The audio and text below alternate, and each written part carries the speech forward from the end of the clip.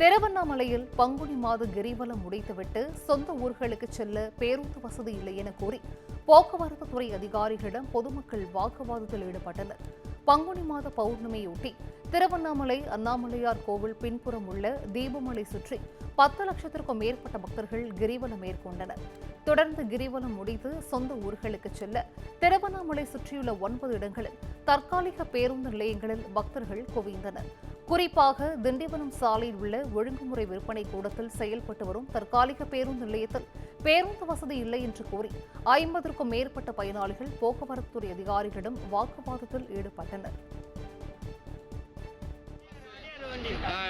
இல்லை, குழந்தைகள்லேருந்து எல்லாமே பசி தண்ணி இல்லாத எதுவுமே இருக்குது.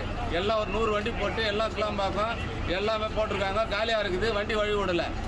கேட்டாக்கா அவங்க என்ன பண்ணிட்டாங்க, செக்கிங் என்ன பண்ணிட்டாங்க. அவங்க நீங்கள் போய் பிஎம் கேளுங்க, அவர் கார்பரேட்டர் பெரிய அதிகாரின்னு சொல்லிட்டாங்க. அவரை போய் கேட்டால் உனக்கு தெரியுமான்னு இந்த அதிகாரி கேட்குறாரு. அவர் எஸ்ஐ விட்டா போங்கன்னு எஸ்ஐ கேட்டால் விட்டாரு, அவர் விட மாட்டேன்னு சொல்கிறாரு. பொதுமக்களுக்கா நடக்குதுதாங்க. இங்கே 2 மணி நேரமாக உட்காந்துக்கிறோம். இந்த பாருங்க, வேத்து விருத்து நிற்கிறோம். அதிகாரி அவர் போய் கேட்குறாரு, முறையான பதில் இல்லை. கிரிவலம் போய் சுற்றி வந்து நிற்கிறோம். டிரைவர் கண்டக்டர்லேருந்து எல்லாமே சொல்லிட்டாங்க, எடுக்கலாம் அந்த வழியாக போகலாம் அப்படின்னு விடமாட்டேன்றாங்க. முன்னாடி இருக்குது எல்லாம் இல்லாமல் போட்டு அப்படியே நிற்குது. 50 வண்டி ஸ்ட்ரைக்கில் நிற்குது, அப்படியே நிற்குது காலியாக.